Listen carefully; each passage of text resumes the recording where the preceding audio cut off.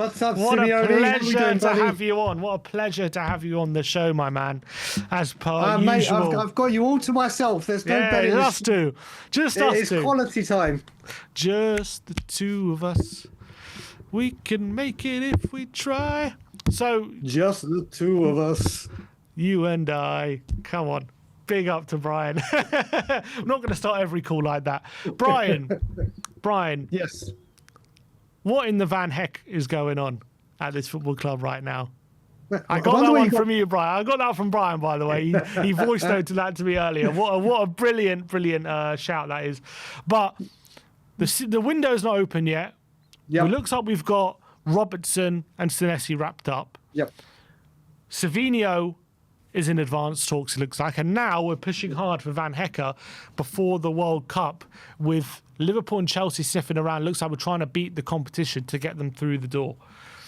I mean, it's been one... I mean, you know what? The Lewis family have been saying actions speak louder than words. Is that what we're seeing at the moment?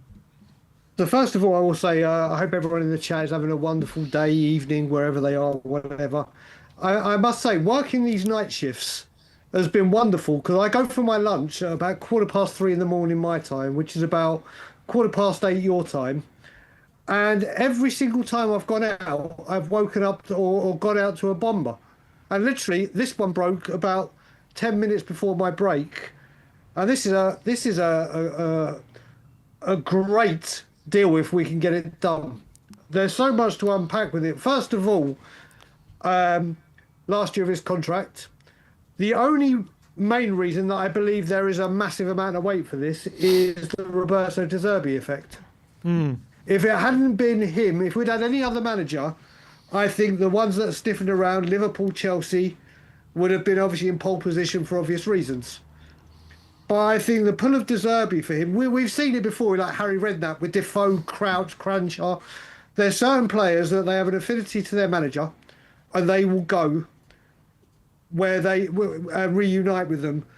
Another great thing, should this happen, is for years and years and years, we as Spurs fans collectively have said, you know what, bring in the replacement before you sell the person out the door, so we're not left short. So then the rest of the world doesn't know we're looking for a player in that position.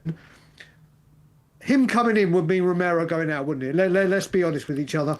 That's what I wanted to talk about. That's one, but we keep going. But I want to You've go on got to to that. think. So we look at it, i.e. with the perfect example I can give is Christian Eriksen. When it was Bruno Fernandes, but we were waiting to get Eriksen out the door to do it. We missed out on him. We ended up with Gedson Fernandes. There have been Harry Kane.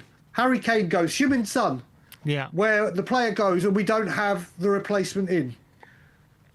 I think there's real weight to this, and only because of De Zerbi. Only because of De Zerbi. I think it will be an incredible addition. And then you look at it, like you said, the passing that him and Senesi have. Then you look at, it's about building a squad, isn't it? So if we look at those four centre-backs and say Van der Ven and Senesi, let's just say Danso and Van Hecke, that is a very, very strong four. I mean, even if you look back at the days of Jan and Toby, we had people like Kevin Wimmer, Clement Longley, and all. The drop-off was so severe but that four is a great, strong back four. And people have been saying Van Hecke's slow. Okay, he may be slow. Van der Ven isn't the best at heading. Danso isn't the best distribution. We're not going to sign, because of where we've been recently, we're not going to sign elite players that don't have any faults whatsoever. I think Van Hecke will be an incredible bit of business, Sim. And to cap off what you were saying, I like Spurs today. Do you ever watch, and a lot of people, it's a worldwide show, you know that BBC show, Would I Lie to You? Yeah. With Rob, you know, with David Mitchell and Bob Mortimer, when they're like, the story is so fake that it has to be true. This is what it's with Spurs. We keep hearing these names, and it's like, oh yeah, but season ticket renewal is about to go. Oh, it's season ticket. Wait till. This is what we've had months. We've had windows where we don't move quick at all, and we just hear a billion names, and then we wait till halfway through the window. Like you said, yes, we need a left winger. And whether Savinho's the right answer or another one's coming, that's to be decided. But if someone has said to any Spurs fan at any time of life, going into this summer, before the window even opens, there could be Savinho, Robertson, Senesi and Van Hecke, every single Spurs fan would say, what drugs do you want? Yeah, absolutely. It's huge. People would bite your hand off for that, and I think I've always said, if Romero is to go, the perfect replacement would be Van Hecke, because his passing, he's the only one who I think his passing's not a massive drop off to what Romero's is.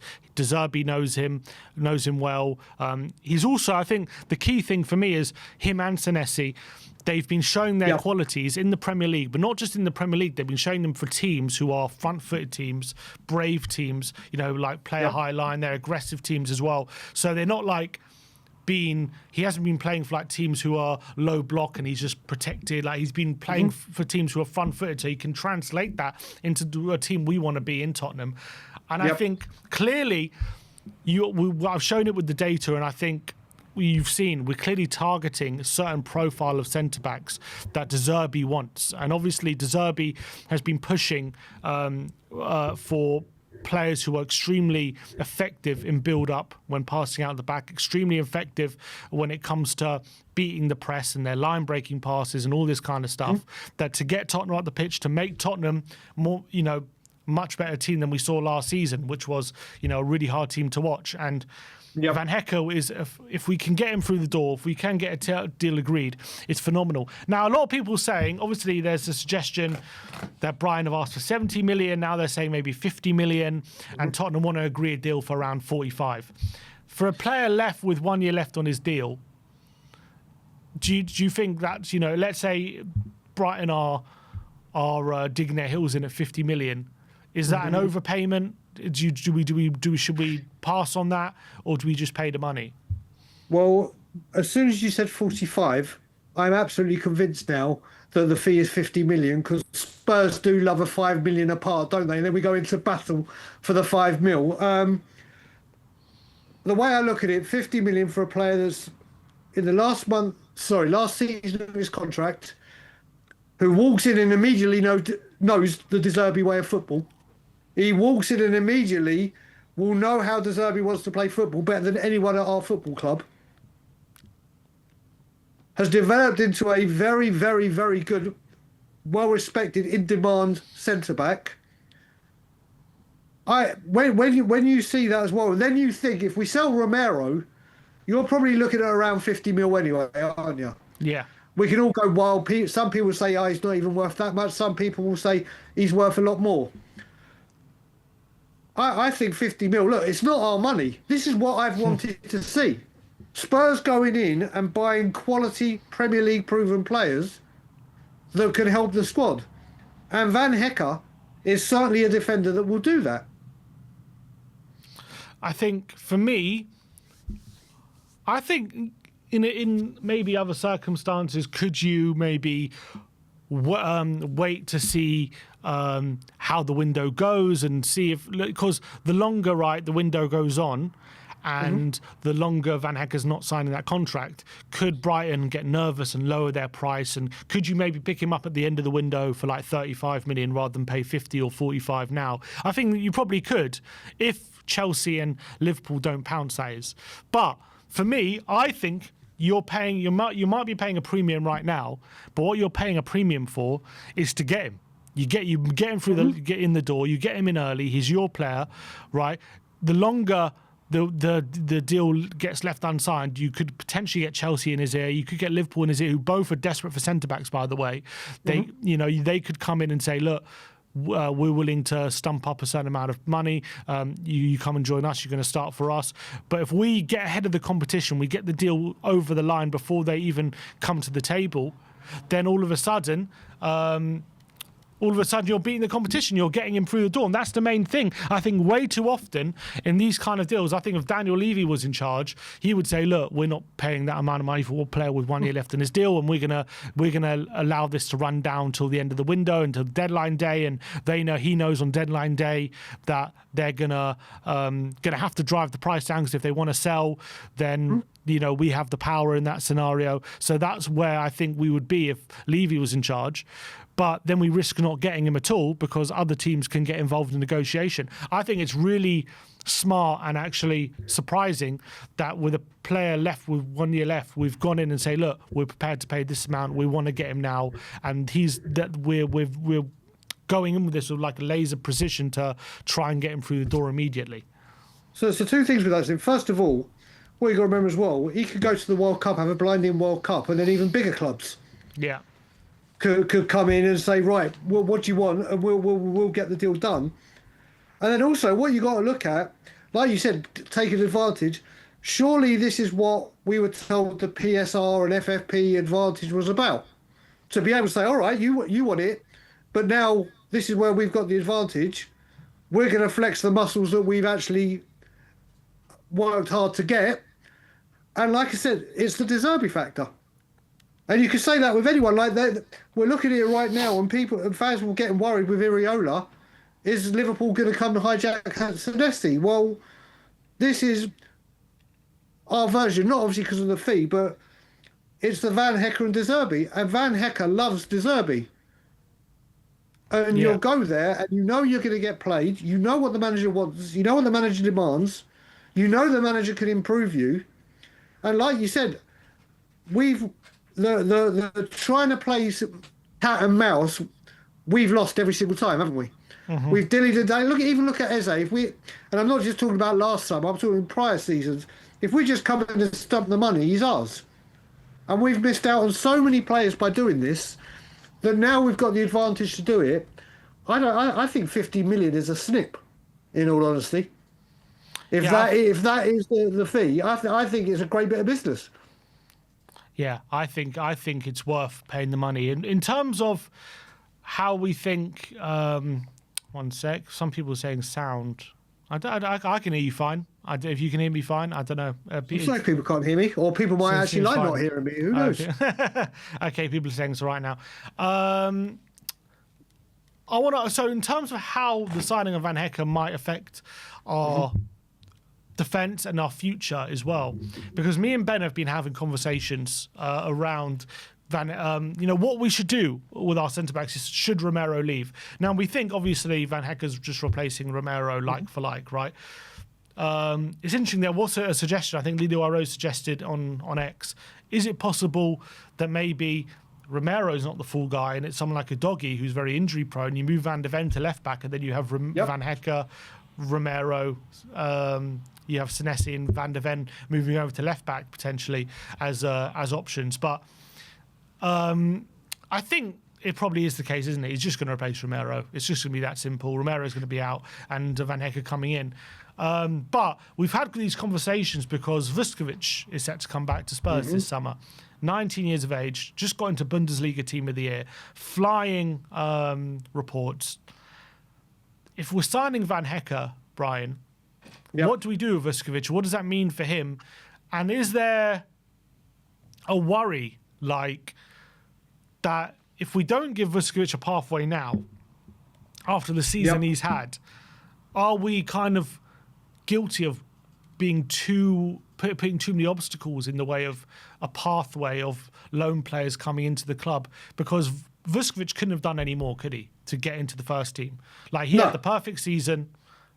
Player was nominated for Player of the Year in Germany, and I understand he's 19, and I understand there are still question marks how it translates to Premier League and all these different things, and is he ready to be first choice of Tottenham? I think those are legitimate questions. But if you're just looking at it objectively when it comes to just looking at him as any other loan player, bringing him to the first team, and if that's his goal to going out on loan, one day he wants to be in our first team, right? He couldn't have done any more. He's gone on loan, and he has had the perfect loan spell. He couldn't have done any more. So if he can't get into our first team after a season like that, are we too are we putting too many roadblocks in the way of getting someone like Vuskovic, and firstly, if we're signing someone like Van Hecke right now? So I'm hoping and praying Vuskovic signs a contract extension and we obviously bump his wages up, whatever. If that happens, I can't believe the end of the sentence. What I'm going to say, it'll be music to your ears, and it's going to hurt me. But I'm a man. I'm a man that stands by what I say. If he signs a contract extension, I would love to see him on loan at a Premier League club. So we see firsthand, and it's like, right, and then he has the season he has. Then, like I said, I as much as I love players, I've said I've had enough of sentiment. And if you can upgrade, you upgrade. If he went to the Premier League or he goes back to Germany and has another incredible loan, then maybe it's Danso that goes next summer. And you have Van Hecke and Vuskovic. Then you've got two huge defenders of very similar stature. It's all the jig, because if Vuskovic smashes it again next season, especially if it was a Premier League loan, then Danso would be the one that I'd say has to go. And you know better than most my love for that man. So you can look at it that way. But then, like you said, I've seen a few people mentioning Van der Ven to left back, which obviously is an option. I think he's done it for Holland a couple of times. He starts for Holland at left back. Just saying, and even if you do that, can you imagine? And this is just hypotheticals. If we do have Savinho, who, as we know, is a very, very tricky technical whatever. If fullbacks and midfielders see Van der Ven flying along that side, the whole of that left side is like, well, do I mark him at his blinding pace? Do I keep an eye on his trickery? So the versatility checks in, doesn't it? But I would honestly say Vuskovic goes and has a great World Cup, or even an okay World Cup. If we get him on a contract, if he signs the contract extension we think he will, or rumour that Spurs are chasing, I wouldn't mind seeing him have one more loan team, but I would prefer it to be a Premier League club so we can see close hand, this is what this kid can do. Because I just called him a kid, but I'm not even really calling him a kid, because that physique, that stature, and what he's doing. You look at people like they said when Rooney came through and other youngsters, Robbie Fowler, Owen, they weren't going on about Owen's size or Fowler's height or whatever. Obviously, it's a different position, but I would love to see Vuskovic at close quarters, middle, bottom of the top half up Premier League team and see what he can do. But I think Vuskovic is definitely part of the future. And then you even bring in the guy that I love a load as well, Ashley Phillips, who I believe will be a very good defender for us, or a very good defender, hopefully, for us. Yeah, it's going to be like bringing Van Hecke. It's going to be very interesting to see how our defence lines up. You would assume maybe Van Hecke and Van der Ven would still be our first choice, but 100% could definitely get lots of games where you have a Van Hecke, Senesi, and Van der Ven at left back, and then I think because sometimes De Zerbi does this thing where he does his lopsided kind of defence, right? Gives Porro maybe a bit of license to invert or get forward, and just tells Van der Ven, you hang back, just make sure maybe he moves into a back three. He protects Savinho on that side. Maybe even tells Savinho you don't have to track back as much because Van der Ven's going to be there every time, and then that back three could potentially be our starting three going forward, and that obviously leaves questions for. Obviously, in that scenario, then you could bring in a Vuskovic potentially for next season, knowing he might get a lot of game time if one of those three needs rotating. Maybe then at that point, if you move Van der Ven to left back, could you sell a doggy? You know, given that he's so injury prone and we're struggling to get him on the pitch, if you get a decent offer for him, you convert Van der Ven to left back. You just having him and Robertson rotating. I mean, is that viable, or would you like to keep a doggy? Mate, do you know what? When I was with you in the studio, when I came back to England and just beforehand, the game I came back to England last season was the draw at Brighton, the 2-2, where we were 2-0 down and came back. That was Destiny's first game back that season. And for that little period before he got injured again, I think we looked the best we did all season, especially under Frank. was when Destiny was there to add balance to the left side. When he is fit and when he is on it, he is an absolute handful. But it's comes to the point now where if we want to get back to where we are, we can't rely on, if he's fit and on form. He's injured too many times. I'd love it if he could stay fit. If he could stay fit, I think he's incredible. If he could stay fit, but we always say the best availability is sometimes the best thing to have. The best ability is availability. There you go. That's thank you, Simeon. There you go. You complete me. You really do. But yeah, this is the thing. I do love Destiny if we look at it under Ange in that first 6 months before he got his contract, right-siders didn't know what to do with him. But then all these injuries came in, and you look at it with this back four again, with the four defenders we're talking about. He can also not only can Van De Zerbi rotate and keep him fresh. There's going to be certain games where maybe a Senesi and a Danso are going to be more suited to defending against, and De Zerbi can have his pick because all four of them are very, very good defenders, but each one of them have a very, very key attribute where they're ahead of the others. And it really gives him options. And it's something we haven't been able to. I mean, Sim, you're a Spurs guru when it comes to this. If it is Van Hecke, Danso, Senesi, and Van der Ven, let's say they're locked in, they're signed, it's official. When was the last time Spurs had a back four of that quality? Well, 4 centre backs.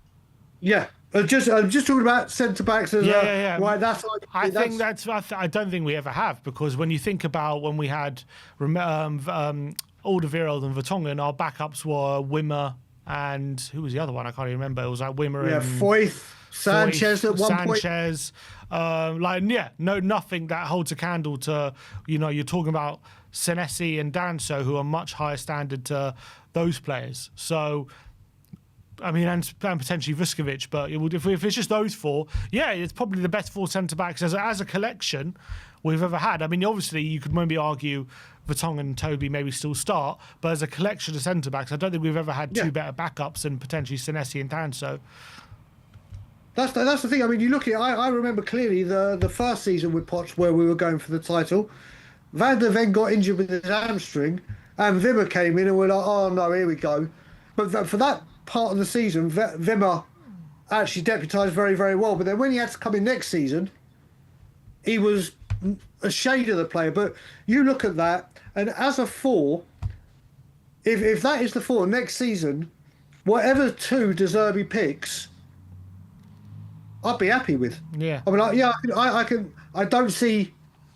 Obviously Van Hecke with his. But I'll be like, I've got no drama with whatever 2 he picks. There's some people suggesting if we do play Van Hecke and Senesi together, brilliant passing. But are they too slow if we're playing a high line? Are they going to get caught out too much? Do we need that recovery pace from Van der Ven to make sure they're not overexposed? Like, do you think that's what do you think they're thinking? We're going to play them together a lot, or maybe they're thinking one of them usually with Van der Ven? Well, you know what, you look at it. That's why, moving on from the defenders, that's why it's so important to get a player like Paulinho, whether it is Paulinho or a number 6 that does that job. Then that puts an extra bit of security for them.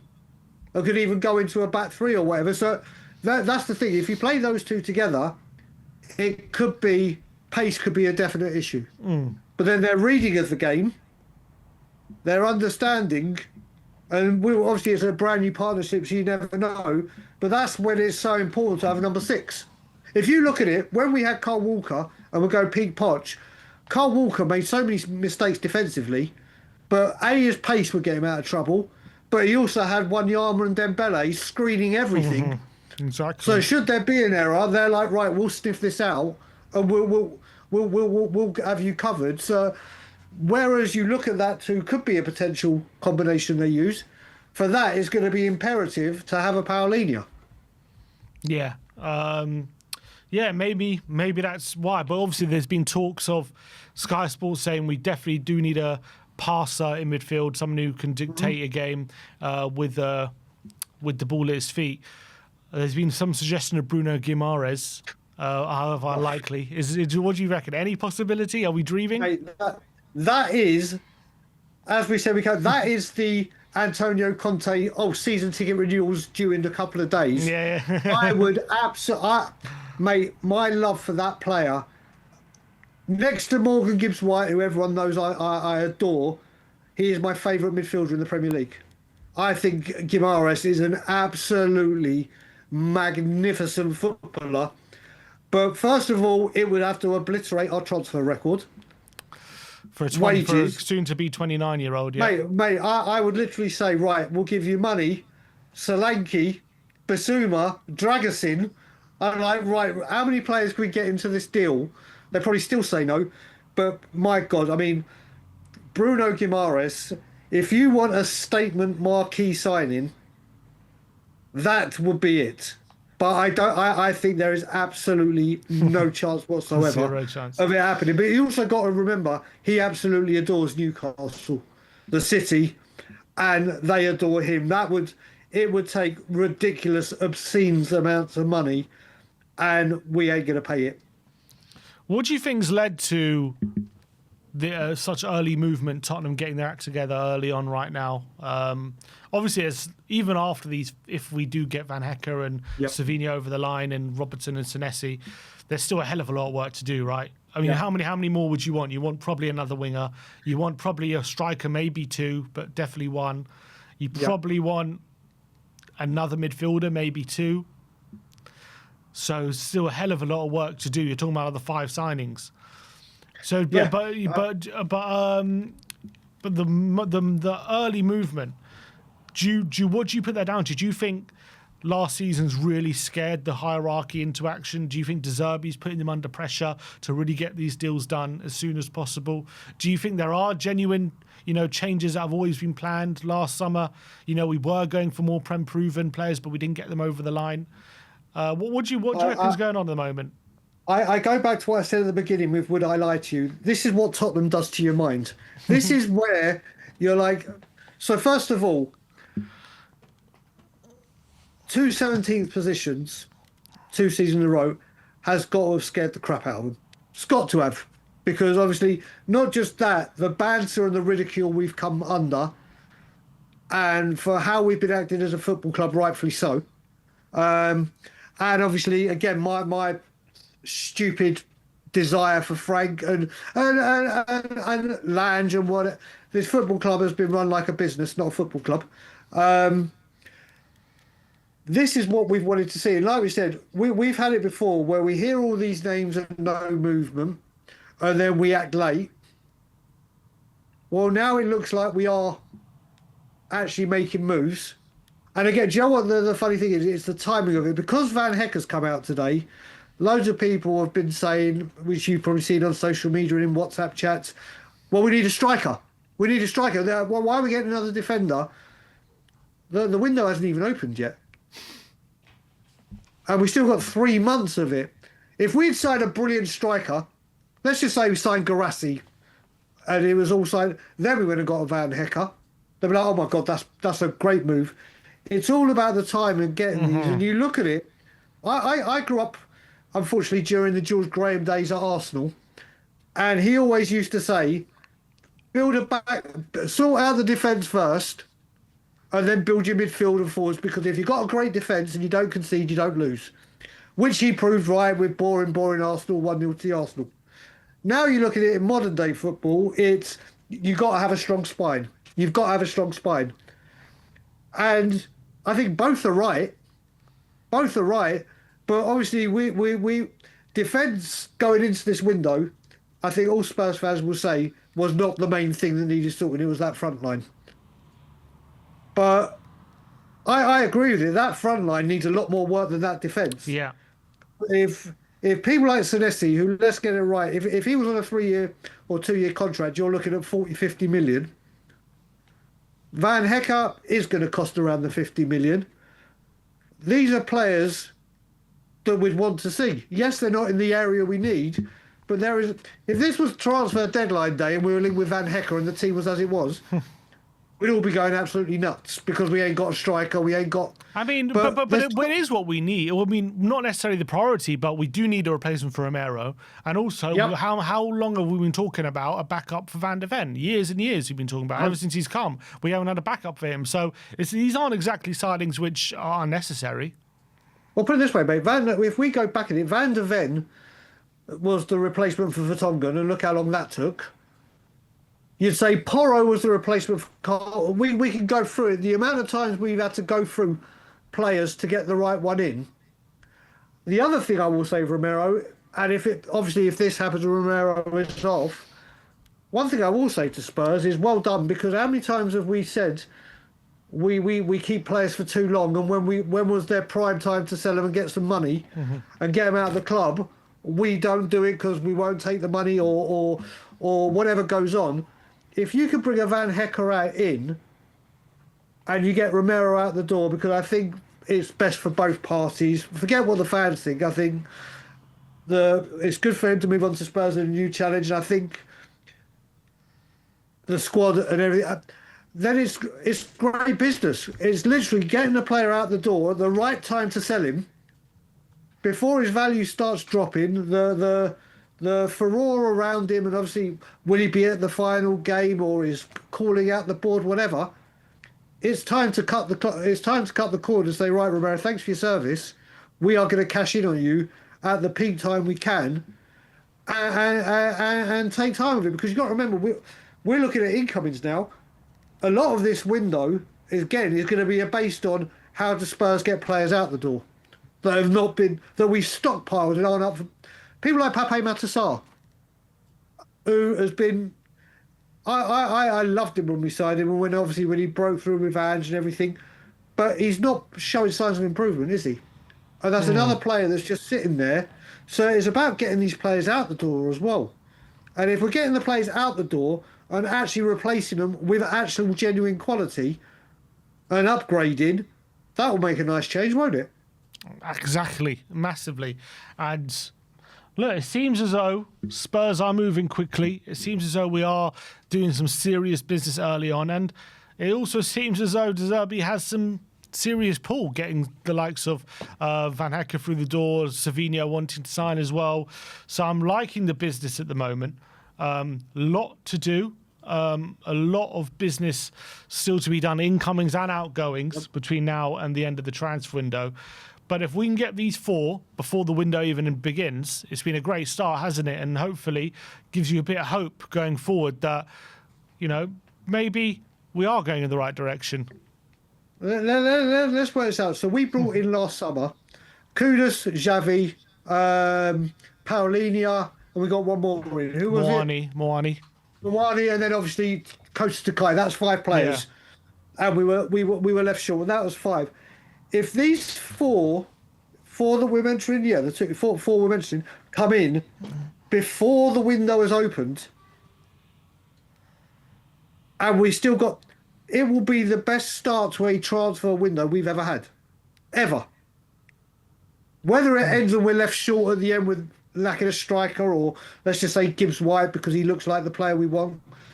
If we get left short again, then... But as a start, we've all wanted Spurs to make early moves. We've all wanted to make Spurs bring in quality. And you've got to remember, all 4 of these, if they do go ahead, will be no loans. They will be Tottenham Hotspur players. Signed, sealed, delivered, not go... And I think if we get those 4 in, don't get me wrong, if I could have picked the 4 players that came in first, I would have gone very, very offensively to begin with. Mm-hmm. But if someone had said this to me before the end of the season and said, right, Spurs will act quickly and the first 4 people they're getting through the door before the window opens are these 4, would you be happy? I'd be absolutely over the moon. And look, maybe we're going to be surprised by what kind of 4 players they go to, who they can agree for. Because at the moment, I'm surprised with some of the moves they've been making. I think they've made some good signings. I think Van Hecke was especially. I thought he's definitely going to go Chelsea or Liverpool. I thought they're going to be in for him. They're desperate for centre-backs. So if we can get him through the door and show, but we still got some pull, even though we finished 17th twice, I think maybe that gives hope that in these other players that we're going to get, we can go for in the forward line, can surprise us as well. And I think right now, I mean, when you look before, like some of the signings we've been going for in previous windows, it's been very underwhelming. And it's been kind of like players who don't move the needle, but I think at least these kind of players, well, I mean, we'll have to wait and see in players like Savinho, but I definitely think like Senesi and Van Hecke are two brilliant signings with Prem experience, exactly what we need. And I'm just delighted that we're really going for them, like with such precision, going early with confidence as well. And look, let's see if we can get them over the line. But look, Brian, appreciate you coming on, my man. Appreciate you giving your time. Always a pleasure. Let's just hope that this window keeps going from strength to strength, and we can get these signings over the line, and we can have a fantastic window. And if they can fulfil their word, then we'll, maybe we can start going the right direction, and we can have hope that this club isn't the utter clown show mess that it has been for a number of years now.